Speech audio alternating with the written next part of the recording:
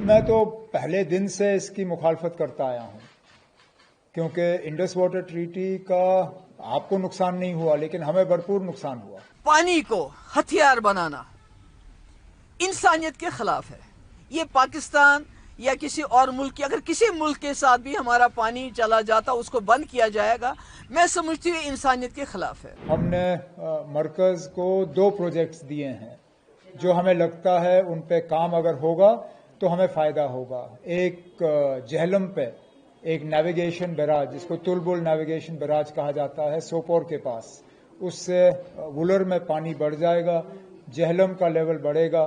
ایک تو بجلی کی پیداوار جو ہے وہ زیادہ ہوگی اور ہم جہلم پہ جو ہے نیویگیشن کے لیے استعمال کر سکیں گے. آج تک ہمارے پاور پروجیکٹ بنے جن کو 96-97 میں فاروق صاحب نے 8 ہمارے پاور پروجیکٹ NHPC کو دے دیے، جس کی وجہ سے ہمیں بہت بڑا نقصان ہوا. میں تو پہلے دن سے اس کی مخالفت کرتا آیا ہوں کیونکہ انڈس واٹر ٹریٹی کا آپ کو نقصان نہیں ہوا لیکن ہمیں بھرپور نقصان ہوا.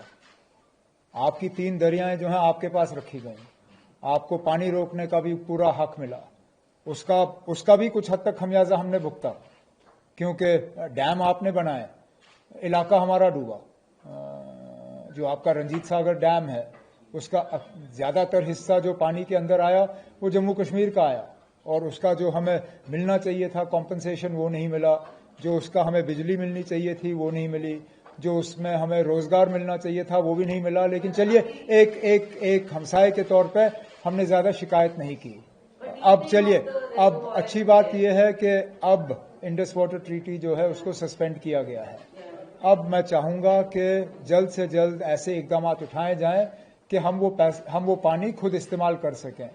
ہم نے مرکز کو 2 پروجیکٹس دیے ہیں جو ہمیں لگتا ہے ان پہ کام اگر ہوگا تو ہمیں فائدہ ہوگا. ایک جہلم پہ ایک نیویگیشن بیراج، جس کو تلبل نیویگیشن بیراج کہا جاتا ہے، سوپور کے پاس، اس سے وولر میں پانی بڑھ جائے گا، جہلم کا لیول بڑھے گا. ایک تو بجلی کی پیداوار جو ہے وہ زیادہ ہوگی اور ہم جہلم پہ جو ہے نیویگیشن کے لیے استعمال کر سکیں گے. لیکن اس کے ساتھ ساتھ اخنور کے پاس چناب سے پانی نکالنا تاکہ جموں شہر کو ہم وہ پانی فیڈ کر سکیں. ہمیں لگتا ہے کہ آنے والے پھر 20-30 سال کے لیے جو ہے جموں کو پانی کی قلت نہیں ہوگی. دونوں چیزوں پہ مرکز سے بات چیت چل رہی ہے اور امید کی جا رہی ہے کہ ان میں تیزی لائی جائے گی. اس کے ساتھ ساتھ جو ہمارے ایگزسٹنگ پروجیکٹس ہیں جو سلٹ سے بھرے ہوئے ہیں، چاہے وہ سلال ہو، دلہستی ہو، باقی ہو، انڈس واٹر ٹریٹی کے تحت ان کی ڈی سلٹنگ ہم کر نہیں پا رہے تھے. اب مجھے لگتا ہے اس موقع کا فائدہ لے کے ان کا سلٹ جو ہے ہمیں خالی کرنا چاہیے. دیکھیے، سب سے پہلی بات تو یہ ہے کہ پانی کو ہتھیار بنانا انسانیت کے خلاف ہے. یہ پاکستان یا کسی اور ملک کی، اگر کسی ملک کے ساتھ بھی ہمارا پانی چلا جاتا اس کو بند کیا جائے گا، میں سمجھتی ہوں انسانیت کے خلاف ہے. اگر اس کے باوجود بھی عمر صاحب وہی لائن ٹو کرنا چاہتے ہیں جو BJP کی ہے کہ پاکستان کے لوگ کو ترسانا ہے پانی کے لیے، اور عمر صاحب کہتے ہیں میں اس کے خلاف ہوں گے. مگر میں عمر صاحب سے پوچھنا چاہتی ہوں، جو آج تک ہمارے پاور پروجیکٹ بنے جن کو 96-97 میں فاروق صاحب نے 8 ہمارے پاور پروجیکٹ NHPC کو دے دیے، جس کی وجہ سے ہمیں بہت بڑا نقصان ہوا. کیا عمر صاحب یہ گارنٹی دیتے ہیں کہ جو ہمیں انڈس واٹر ٹریٹی کی وجہ سے جو ہمارے پاور پروجیکٹ بن کے فاروق صاحب نے NHPC کو مونگ پھلی کے دام دیے، کیا گورنمنٹ آف انڈیا اور عمر صاحب یہ جموں کشمیر کے لوگوں کو یقین دلانا چاہتے ہیں کہ وہ اس ٹریٹی کو انسانیت کے خلاف جا کے سسپینڈ کر کے جموں کشمیر کے لوگوں کو معاوضہ دیں گے؟